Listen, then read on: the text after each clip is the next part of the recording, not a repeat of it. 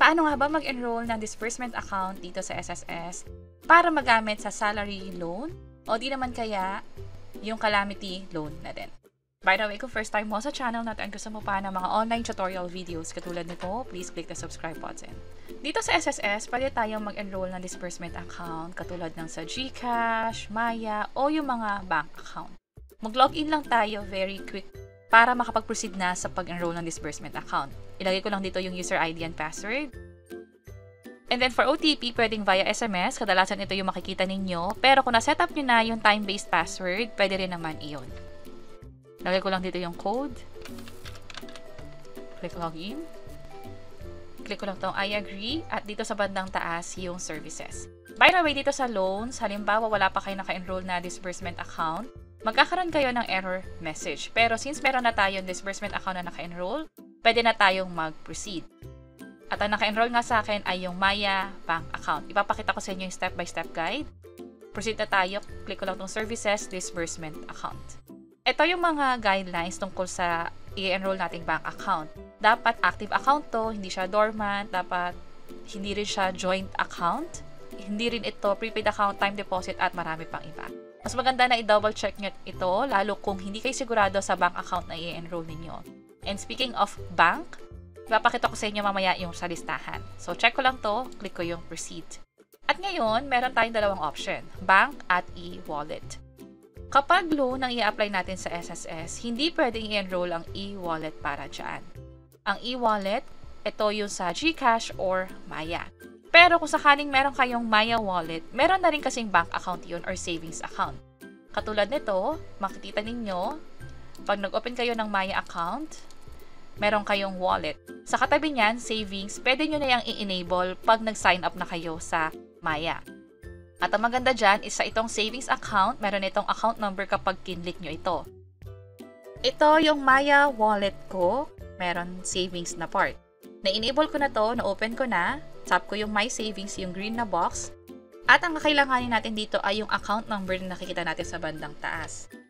At dito nga sa SSS, piliin natin yung bank, and then hanapin natin yung Maya Bank. Ito siya, at ilalagay na rito yung account number. Dalawang beses siya i-enter. Click ko yung next. At nagkaroon tayo ng error message dito kasi ang sinasabi is you can only enroll one active disbursement per bank. Kung mapapansin nyo dito sa gilid, meron na kasi akong Maya Bank na na-enroll. Kapag ganyan, ibang bangko yung pwede nating enroll, and speaking of ibang bangko, ito yung listahan na pwede nating pagpilian. Kung ano man yung bank account na meron ka, halimbawa payroll account mo, savings account mo, or passbook account, piliin mo lang siya dito. Halimbawa yung sa Land Bank, and then mag-proceed na tayo. I-double check lahat ng info kung tama. Nasa step 2 na tayo kung saan mag-upload ng mga requirements. So ano-ano nga ba yung mga requirements na ito? Una-una yung proof of account na tinatawag. Ano-ano itong mga to? Pwedeng ATM card number, basta yung account number ay nasa bandang baba. At ano yung halimbawa nito? Ito yung isang halimbawa ng Land Bank na ATM card. Pili tayo ng isa. Kung mapapansin nyo, nandito merong savings account or SA, and then ito yung account number. Ito yung kakailanganin natin, so pwede nyo itong picturean at i-upload doon sa SSS. Yung card number na nakikita natin dito, hindi ito ang account number.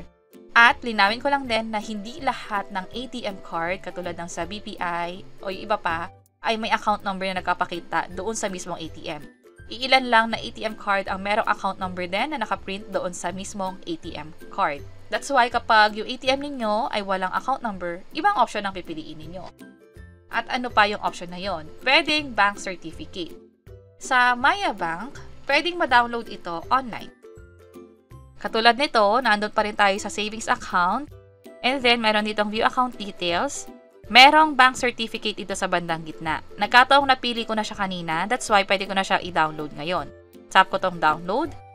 At andito yung pangalan ng banko, which is Maya Bank. Andito yung pangalan o yung account owner ng bank at yung account number na din. That's why pwede natin talaga itong magamit. Na siyang pwede natin i-upload dito.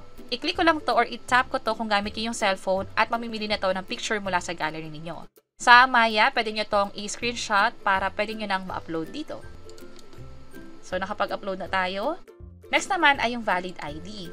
Ano-ano yung valid ID na tinatanggap ng SSS? Yung UMID card SSS, yung Philippine or National ID, pwede rin yung ACR, driver's license, at marami pang iba dito. So, pwede nyo i-double check yung ID na meron kayo kung nasa listahan ba siya ng SSS. At kapag okay na, pwede na siyang i-upload dito. Lastly, kung ano man yung document na in-upload natin sa taas, halimbawa bank certificate at yung ID, hahawakan natin iyon katulad nito at kailangan mag-selfie. Tandaan na sa selfie, dapat kuha hanggang balikat, walang nakaharang sa muka katulad ng mask, salamin, wala ding sombrero. Malinaw din ang pagkakakuha at malinaw din o nababasa yung mga detalyeng nakalagay doon sa document na hawak natin, katulad ng sa ID at kung ano man yung proof of account, mapa ATM card man yan or bank statement. So, i-click lang din to at i-upload na. Kapag okay na, click lang tong next. I-review lahat ng information kung tama, yung account number, yung proof of account, at i-check itong I-certify. Sa pinakababa, i-click lang tong enroll. At ganito yung confirmation na makikita ninyo. You have successfully enrolled yung bank account, pero hindi pa ibig sabihin ay approve na ito. For branch approval ito at ihintayin natin na mag-update yung SSS at i-check kung approved ba or rejected. Kadalasan nare-reject yung application natin kung mali yung information na pin-provide natin katulad ng account number, o di naman kaya ay malabo yung pagkakakuha ng mga selfie, maging yung mga document dito.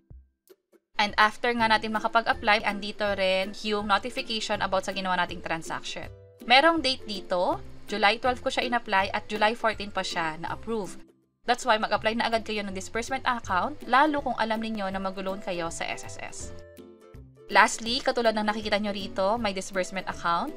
So, umpisa, for branch approval ang makikita nyo dito, pero pag na-approve na, ang makikita nyo na is active disbursement account. Pwede nyo itong i-deactivate anytime, lalo kung yung account na yon ay hindi na active or nagsara na yung bank account. At ihabol ko na lang din very quick na ang tinuro ko sa inyo ay ₱1 net bank account enrollment. Yung Maya Bank nakaka-receive yun ng peso net transfer. At kapag yun yung in-enroll natin, hindi lang para sa loan siya magagamit, maging sa iba't ibang mga benepisyo, katulad ng sa retirement, funeral, sickness benefit, at marami pang iba. Kung mapapansin nyo, peso net banks lang yung may puro check dito, unlike sa e-wallet na hindi siya pwedeng magamit for loans, only for other benefits katulad ng unemployment, retirement, at iba pang nakalagay dito. So kung gusto nyo ng disbursement account na pwede sa lahat, mapa-loans man yan, or yung lahat ng benefits, mas maganda na mag-enroll ng PesoNet Bank account, katulad ng nakikita natin dito. And that's it. Sana nakatulong tong video na to. Kung pakiclick ang like button at para sa iba't ibang mga tutorial videos, pwede nyo i-check ito nasa baba. Sana makatulong and see you sa mga next videos. Bye-bye!